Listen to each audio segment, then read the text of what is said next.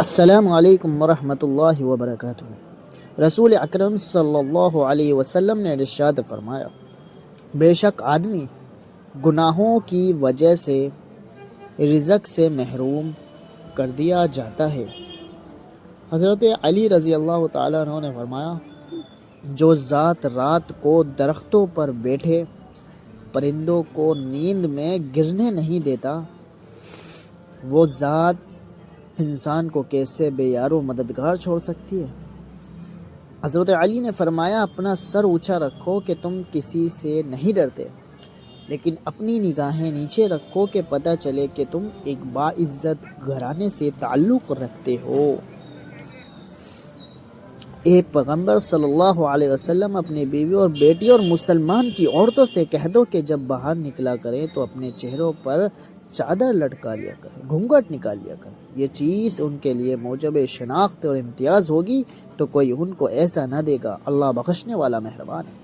اے اللہ، مجھے اپنی محبت میں ایسا مکمل کر دے کہ مجھے تیری رضا کے علاوہ کوئی چاہت نہ ہو۔ آمین یا رب العالمین۔ میرے حصے میں کتابیں نہ کھلوانے کھلونے آئے، خواہش رزق نے چھینا میرا بچپن مجھ سے۔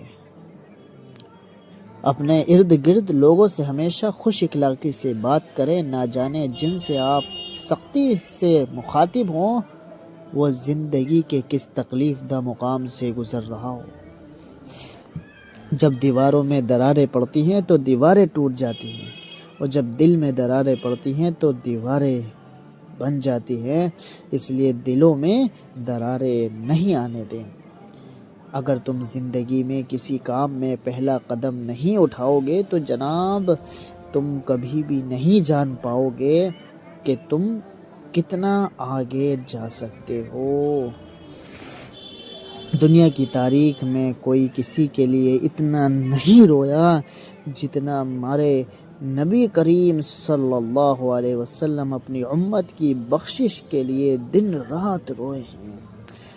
اگر آپ اچھے ہیں تو آپ لوگوں کو نہیں جناب، لوگ آپ کو کھوتے ہیں، آپ لوگوں کو نہیں۔ جب ضمیر ملامت کرنا چھوڑ دے تو سمجھ لو جناب کہ اب انسان کے اندر سے انسانیت ختم ہو گئی۔ زندگی استاد سے زیادہ سخت ہوتی ہے۔ استاد سبق دے کر امتحان لیتا ہے اور زندگی امتحان لے کر سبق دیتی ہے۔ حضرت جبرائیل فرماتے ہیں کہ میں نے پوری دنیا دیکھی ہے، لیکن مجھے پیدا کرنے والے کی قسم میری نگاہوں نے کبھی محمد صلی اللہ علیہ وسلم جیسا حسین و جمیل نہیں دیکھا۔ جنت کے 8 دروازے ہیں: باب الصلاح، باب الریان، باب الجہاد، باب الصدقہ، باب الحج، باب الایمن، باب الذکر، باب الکاظمین۔ اللہ سے میری یہ دعا ہے کہ روز قیامت مجھے اور آپ کو جنت کے ہر دروازے سے پکارا جائے۔ آمین۔ دوستو کمنٹ میں آمین ضرور لکھیں۔ آمین ثم آمین۔ وآخر دعوانا الحمدللہ رب العالمین۔ دوستو جاتے جاتے ویڈیو کو لائک اور چینل کو سبسکرائب کرنا مت بھولیں۔ جزاکم اللہ خیرا۔ السلام علیکم ورحمۃ اللہ وبرکاتہ۔